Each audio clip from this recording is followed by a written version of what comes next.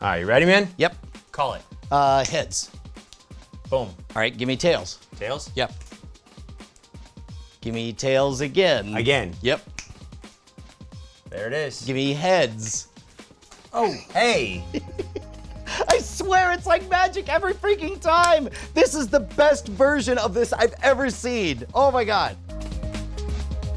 World record holder Rick Smith Jr., we had you out on the Modern Rogue to teach us how to throw cards with penetrating power and accuracy, and on the way out, you casually displayed that you're able to flip a coin and always determine if it'll be heads or tails on command. I've been working on this now for like 5 years. I just assumed that this was a supernatural skill that you had, and clearly I couldn't learn it, but then when you showed me the secret, it is astonishing how fast I was able to pick it up, and since then, for the last year, it has been my favorite thing. It fools myself. I walk around constantly saying like, it's gonna be heads this time. Oh look, it is heads. It's gonna be tails this time. Oh look, it is tails this time.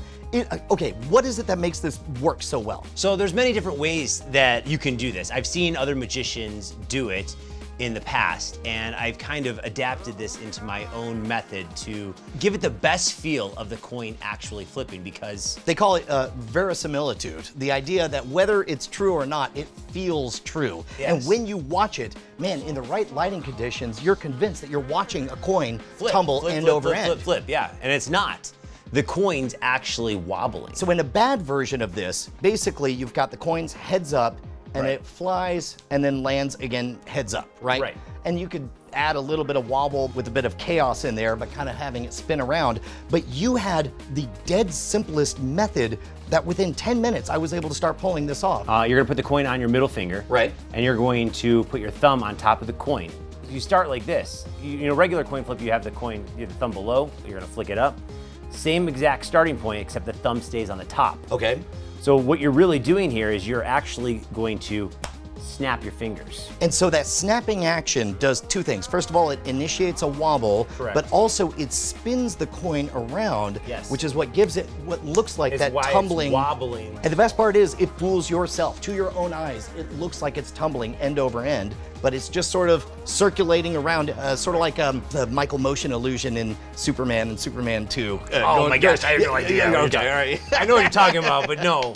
To determine whether it'll be heads or tails, all you have to do is make sure whatever you want is on top. Is face up, right? Correct. And you're balancing it on your middle finger. Even though you're balancing it here, right when you're about to perform the trick and I'm coming down, I'm actually bringing it off the finger a little bit. Yes, and so that provides the rotation and also the wobblage. If you give a little bit of skin, it's gonna turn it and wobble it at the same time. Now in this case, I'm balancing it just on the middle finger, but you were saying that you kind of put it halfway over. I put it between the two fingers like this. That gives you the exact location of where it has to be, because if you take that finger away, it's gonna fall off. Right. So if it's there and you put your thumb there, now you're in perfect position for now you're all flip. set. Basically, all you're gonna do is as you flick your hand up, you're gonna snap. Yes. And then that snap is gonna cause just enough of a wobble. As it goes up, you snap right about here. So at first, you're gonna do it with the snapping sound, but eventually, you're gonna figure out how to do it without making the sound, right? Correct. And if you're doing it in a bar or you're doing it in a restaurant, no one's gonna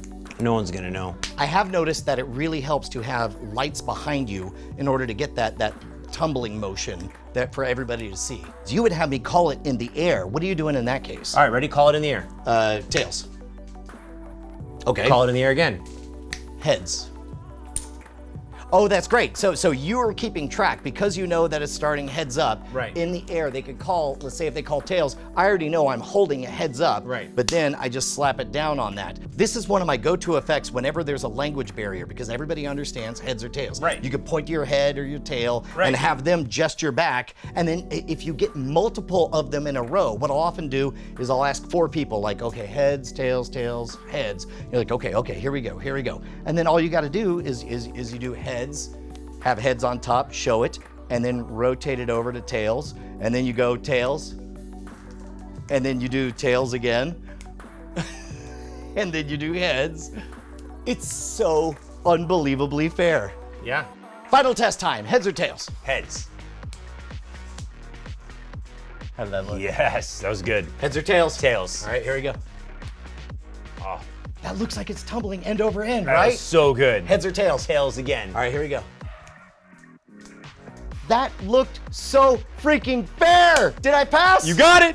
It's real magic. All right, look, I want everybody at home to be trying this out. I want you guys taking Twitter videos and hitting, what's your Twitter handle? So my Twitter's different because it's Rick Smith Jr. 1, the guy that has Rick Smith Jr. You're sell it to me. You're just a little bit late. I know. Rick Smith Jr. 1 and @Schwood, send us videos of you guys pulling this off. Tell us if it fools yourself the way it fools us. Oh my God, this one's gonna be tails. It's just amazing. It's Isn't magic. it so great? Heads, it's gonna be heads, and there it is.